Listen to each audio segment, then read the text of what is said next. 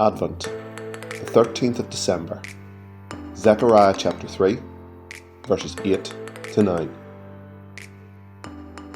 As we pass the halfway point of Advent, we continue to look at the promises spoken by God through prophets of what Christmas and the coming of the promised one would mean.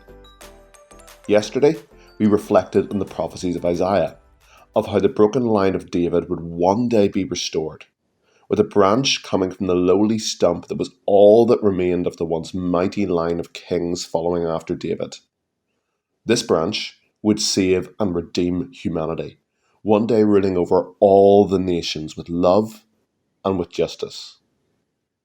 This promise was a great hope to those who were ripped from their land and dragged weeping to exile hundreds of miles from home after their calamitous defeat by Babylon, the great empire of the time. They looked to a time when they would return home. They looked to a time when they would once again have a king. And they looked to a time when their enemies would be defeated. Eventually, they were to return from exile as Isaiah had predicted, but still they awaited a king. What would this branch be like? And when would he come? And when would their enemies be defeated? Into these questions God spoke. He raised up the prophet Zechariah, to whom he gave a glimpse of what was coming. Drawing on Isaiah's prophecies from 2 centuries before, Zechariah painted a picture of what was to come, presenting it to a hungry people recovering from the trauma of exile. But the picture he painted was not the one the people expected. Zechariah spoke of utterly shocking things. He spoke of how this coming glorious king would one day enter the city of Jerusalem, riding not on a mighty horse of victory, but on a humble donkey. Zechariah chapter 9, verse 9. He spoke of how God, acting as a shepherd of his people, would one day be rejected, with a transaction of 30 pieces of silver paid for him. Zechariah chapter 11, verses 12 to 13.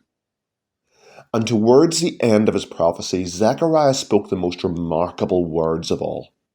He proclaimed that a time was coming when grace and mercy would be extended to humanity after they look upon God himself, whom they have pierced. And I will pour out on the house of David and the inhabitants of Jerusalem a spirit of grace and supplication. They will look on me, the one they have pierced, and they will mourn for him as one mourns for an only child, and grieve bitterly for him as one grieves for a firstborn son. Zechariah 12:10. What did this mean? How could this be? What did Zechariah mean when he spoke of God himself being pierced? And what did this have to do with the branch, the coming king?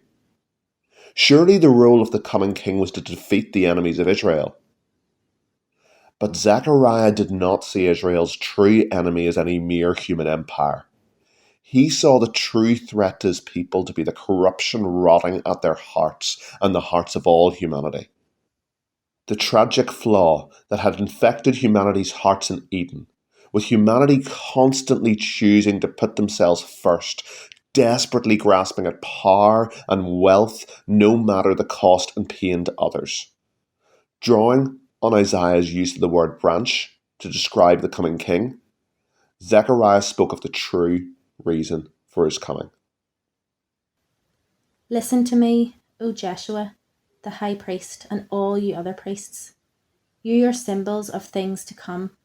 Soon I am going to bring my servant, the branch, and I will remove the sins of this land in a single day. Zechariah 3:8-9.